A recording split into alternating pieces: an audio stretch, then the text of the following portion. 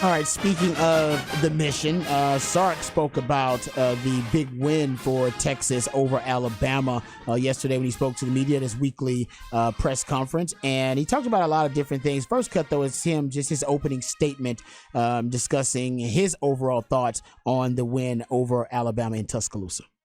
I think just to reiterate some things from Saturday night and a couple things that kind of showed up. One, I thought this was a really good team win. You know, we talk a lot about being a versatile football team and having the ability to win multiple ways. And I thought, quite frankly, we needed all our ways to win Saturday night. And so I think it started with, I thought our players showed great composure and poise in the environment, but also really good confidence. I thought they went into the game with the mentality and confident enough that they could go win that football game, and then they played like it regardless of some of the adversity that they were faced with. I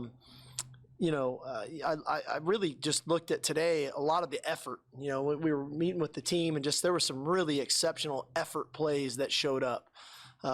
Even some that sometimes go unnoticed. The ball came out a couple times offensively, which is an area where we need to improve.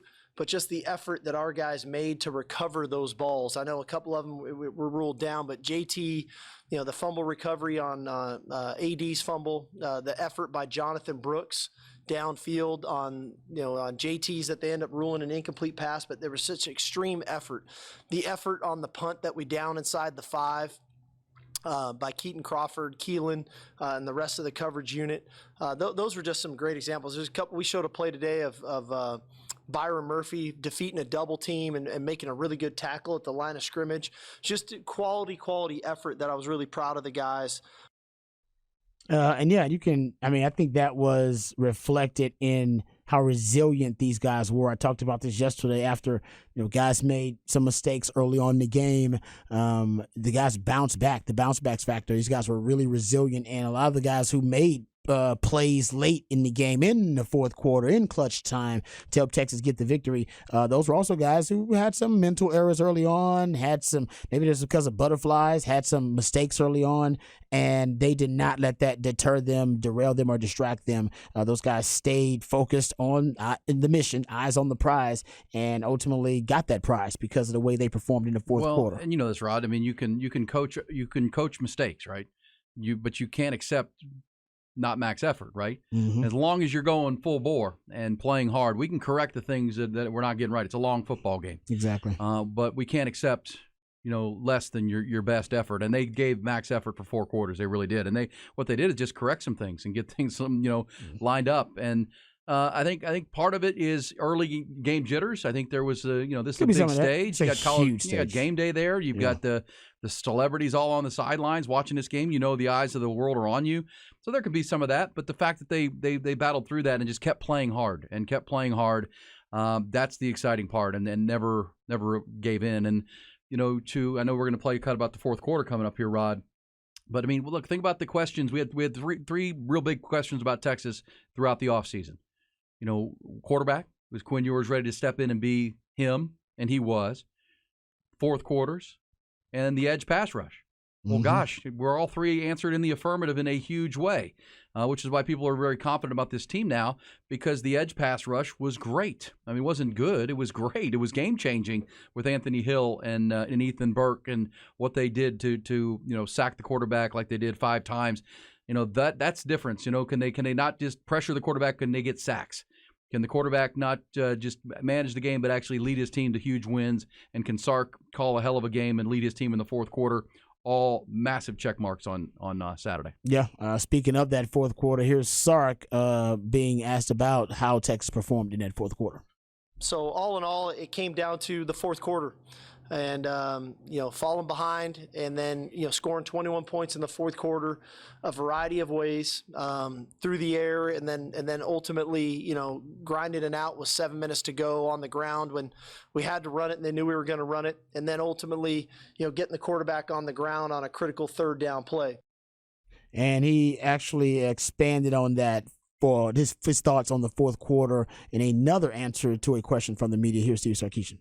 Been really working on the fourth quarter aspect, even in practice throughout training camp, and how vital the fourth quarter is. And I think one thing as a play caller, you feel like when you're having that lull, sometimes play it safe, just try to find rhythm. And Saturday, I kind of went the other way, quite frankly. You know, when we fell behind 16-13 there, played it pretty aggressively. You know, we kind of went after them, maybe a little more aggressively than maybe I would have a year ago. And obviously it worked. It worked this past Saturday, and we were able to score, I think, in 3 plays to regain the lead.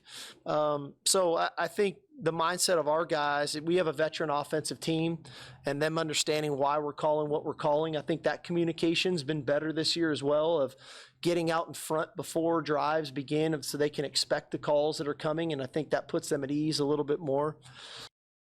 And, you know, it's interesting because Longhorn fans for years, for the last couple of years since Sark's been there, you know, he's obviously improved this team in a lot of different areas. But one of the things that I think we've been critical of, and I think it's a valid criticism and a fair one, is Sark's inability to adjust in the second half, maybe to anticipate adjustments by his opponents, losing at times that chess match within the game. And there are different theories as to, you know, why Texas wasn't a better second half or fourth quarter team, and why Sark's play calling wasn't better in the fourth quarter and overtime late in games. And maybe he just gave us the answer. We have a lot of theories as to what we thought were the reasons why Sark's offense were underwhelming, less impressive in the fourth quarter compared to the script or in the first half. And maybe Sark's saying right there that he's evolving. We know this. He's still growing. He's still, as a coach, you know, he is still kind of learning who he is as a play calling / coach. And I do think we might have seen some growth from Sark in this moment, in this big game, and even hear him admitting, yeah, man, usually I try to get the offense in a rhythm in those clutch situations in the fourth quarter. I usually don't try to go for haymakers in the fourth quarter like that. But this time he was very aggressive and decided he wanted to go for the throat. And maybe there's a lesson learned by Sark from now on that he will go for the throat more in those situations and be more aggressive instead of being a lot more cautious and conservative, especially now considering the weapons and the talent that you have. So that may be probably one of the most underestimated areas of growth that we witnessed, Sure. Is that Sark himself in the fourth quarter, the reason they were able to outscore Bama 21-8 is because he real-time evolved as a play caller in that moment. Well, and I think it also indicates, you know, him being vulnerable a little bit. That, yeah, last year he was I want to say scared, but he just didn't trust his team. Yep. And didn't trust that they would execute what he wanted. So he went conservative and, as people would say, shelled up. Well, you know, that can blow up too. But as you said, as far as what this means moving forward, you know, once you trust your quarterback and trust your team to execute and be aggressive on the road in that environment with the game on the line, well, now you trust them and they trust you. And trust is built and then it's earned. And then you now have it, right? And now, okay, now I have a quarterback who's played a full season of college football, a quarterback who I've worked with now for 2 full seasons, who I trust to execute what I need to have happen on the field. And then he's got teammates around him. Because we said this leading up to the game, Rod, you know, it's not just Quinn Ewers. All 10 guys on the offense around him have to play really good. And for a while there in the first half, the other guys weren't playing great, right? They were dropping balls. They were, you know, not doing the things. But Quinn was still playing good outside of maybe one drive. When they all got together and it became a concert of guys, you know, playing at a high level and playing with high effort, that's when what we all got to see and witness the 21-point explosion of the fourth quarter, which, you know, sets Texas on a track. And that's why I say build on it. Now there's a trust between the coach and because they're going to have other games that are tight in the fourth quarter. This team is not, by all means, not going to come blow everybody off the field. Now, no, and they're going to have games where they're just not on. That happens. It's just not clicking. Yeah, it's like a pitcher in baseball. And one night you go out throw a no-hitter, next night you come back and you just don't have it. Golfers know this too. Still got to find a way to get the dub, though. You still got to win the game. You got to battle your way through it, right? And to that point, defense, if it's consistent, effort, special teams, offensive line. And that's why Sark said the 2 things where he really wants to focus on moving forward is the coverages that you talked about, Rod, the blown coverages out of those bunch formations. They got loose. They gave up too many explosives for his liking, and they still have to continue to work the run game. I know they ran the clock out, but that's got to be a level of improvement. He did say C.J. Baxter's a little nicked up again. Yep. But that run game, because those are things that when you're not having a good day, you can lean back on. Run game.